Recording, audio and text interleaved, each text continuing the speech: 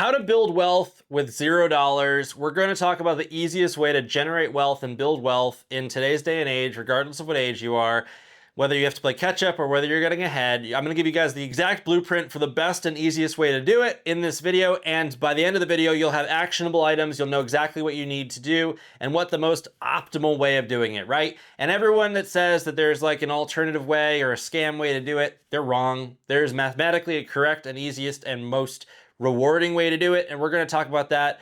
And how do I know that I'm right? Economics, microecon, finance, right? It's basically what you get taught in school.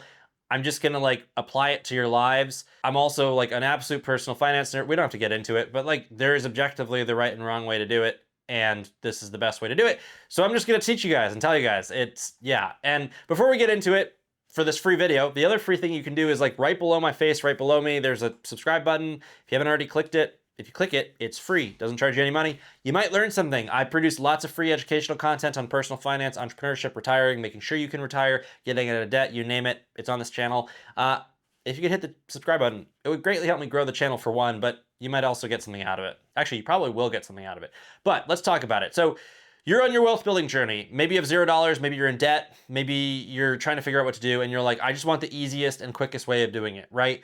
Well, the easiest and quickest way of doing it is the hardest and the most effort, right? And unfortunately, if you want something that's easy in terms of generating money, you have to put the work in, if that makes sense. And the hardest way is also the lowest effort, if that makes sense, right? So here's an example, right? If you were to say, what's the lowest effort way of growing wealth, right? The lowest effort, in my opinion, it's gonna be the hardest. It's gonna be go back to school, get an engineering degree, change your career, spend 4 years not working, push yourself to the extent of education that you've ever had. I'm a mechanical engineer. I can tell you it's gonna be the hardest 4 years you've ever had. And then you'll change your life forever and you'll retire a multimillionaire and yada, yada, yada. You could be 40 years old. I don't care. Go back to school, get a 4-year degree in mechanical engineering, electrical engineering, chemical engineering, nuclear engineering, you name it. You'll graduate. You'll make, within two years, you'll make $100,000 in the United States. And within 10 years, you'll be making, $170,000 probably. Like the demand for engineers is so high and it's never going to change. But that's low effort, or that's hard work, but low effort, right? And you're about to say, if that's low effort, what is the easy way to do it? Well, the easy way to do it is just to save an enormous amount, completely change your lifestyle, be very, very frugal, and work more, right? And those are the most uncomfortable things to do. And maybe that's the better way. It's comfort level, right? So if you're looking for the objective, you want to start with nothing, you want the easiest way of doing it, stop spending money, meal prep to the fullest extent, invest every single penny you have, lower your living cost, remove every single debt, stop spending on vacations and hobbies, and work 80 hours a week. Yeah, I'm sure this is not why you wanted to click on the video. You probably wanted some hack of online system or whatever it is, and don't click off now because we're gonna talk about what lies in between the two things that I just said. Give me a second. But that's the quickest and easiest way of doing it. Work more, spend less. It is that easy. Stop making stupid decisions. You can't afford it. I don't care what it is. You just can't afford it. So don't buy it, right? That applies to every single purchase you're about to make. Unless it's a bag of rice and a bag of beans, you can't afford it, right? And maybe if you save enough, you can get some salsa or whatever it's gonna be. And I know that's a really hard take, but that's just objectively the right answer, right? I mean, that's how you're gonna get wealthy. That's how you're gonna be rich. And 25 years from now, down the line, you're gonna buy a supercar doing that.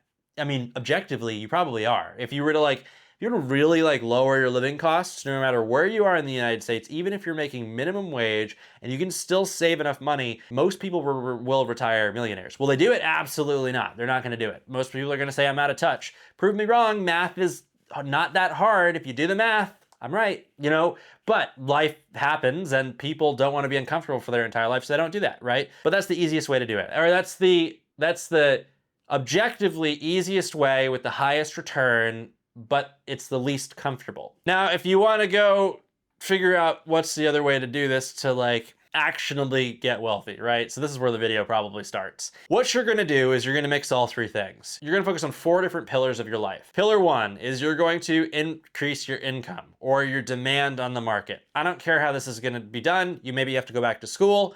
Maybe you have to get a certification. Maybe you need to change careers to something that's a little less comfortable or more challenging. Let's say you're in marketing and you're like, I'm making 50 grand a year. Maybe you get into plumbing and you learn a trade, which you'll make double the amount of money. I don't care. Make yourself make more money, but don't work more. This step, for a second, we're going to work more, but just for a second, the return is not your yearly income. I want you to increase your hourly rate or equivalent salary, right? Next step, work more. No matter where you are in that journey, even if you're working on increasing your hourly rate, if you're working 40 hours a week, you're not working enough, right? Ask the average millionaire in the United States who, one, self-made, the average millionaire, or let me put it this way, the vast majority of millionaires in the United States right now are self-made. Ask them how many hours a week they worked, right? I'm not a millionaire, but I can tell you, I graduated college in 2018. From like 2017, honestly, because I started working pretty early, like before I even graduated, to about 2023, I probably averaged about 80 hours a week. You might be like, how is that possible? Well, it's allowed me to get to the position that I am now. Not a millionaire, not even close, but I'm very comfortable and I can make other decisions and buy my time back. And for the last 6 months, I've been kind of taking a break to reset, figure out what I want to do. And I can do that because I've put in all this hard work. Not saying go work 80 hours a week, but if you're only working 40 hours a week, try to bump that up to 50 or 55, maybe even 60. Might be miserable for a little bit, but more money can't hurt you in your situation. You'll be able to save a little bit more, get a little bit more buffer, and then if you have some buffer, you got some savings, you got money in the market working for you, right? Your dollar bills are working for you to earn more dollar bills. You can take a little bit of a step back and say, what do I want to do? And then at the very least, working more hours will help you understand why increasing your hourly rate or your worth in the market is so important. Because if you're making $30 an hour working 60 hours a week, right, you're going to be like, how do I make $45 an hour working 40 hours a week, right? My earnings are going to be very similar, but I get to work less hours, and it will kind of compound this like self-growth thing. So those are the first two things you can do. The next thing you can do is just be frugal.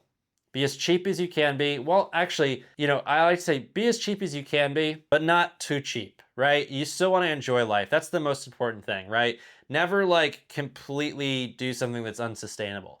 Just, like maybe choose a couple things, right? And that's going to bleed into step four, which is kind of it's like a graduation of be cheap. It's be really, really cheap in the things that don't bring you a lot of joy. Save a lot of that money, but take a little bit of that money that you're saving for being cheap in the things that you don't really enjoy and actually give it back to yourself as a present in the things that you really enjoy. So I personally live by this mantra of being extraordinarily frugal in the things that don't add a ton of value in my life. It allows me to save, get out of debt, whatever, stay ahead of the game. But then on the very few things where I'm like, this is the hobby that fires me up, I pretty much spend what I want to spend to do that. I love cars. I modify all my cars. I don't have like no budget doing that, but I for sure am like, I'll treat myself because I don't go out to eat. I don't drink. I don't do all these other things. I don't go to concerts. Might sound boring. I run ultra marathons. That costs a little bit of money, but trail running every day is absolutely free and I love to do it, right? But I get to spend that extra money on my cars while also saving money. Or I love to dive, right? So flights down to the Cayman Islands or to Australia to dive and get on barrier reefs. I love doing that. And I have the extra money because I don't go out to eat and I don't overspend in certain areas of my life.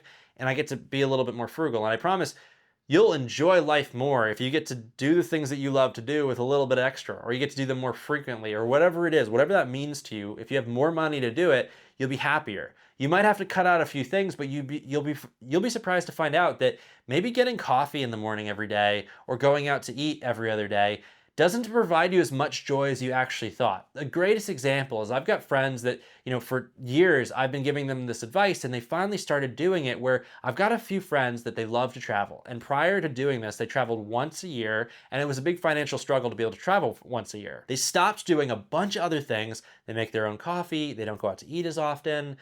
Some of them don't even go out to eat. They don't really drink that much. They don't do these concerts. Their weekend trips are a little bit more free, all those things. And now they go on 3 to 4 to 5 trips a year. They spend they have the extra money to do it. But on top of all of that, they're saving an extra 6, 7, 8 grand a year. Now, I do live in a high cost of living area, so things cost a little bit more, so the numbers might be a little bit larger in what you're saving from what you're spending, blah, blah, blah, blah. But the truth is that can kind of be equated to anywhere in the United States.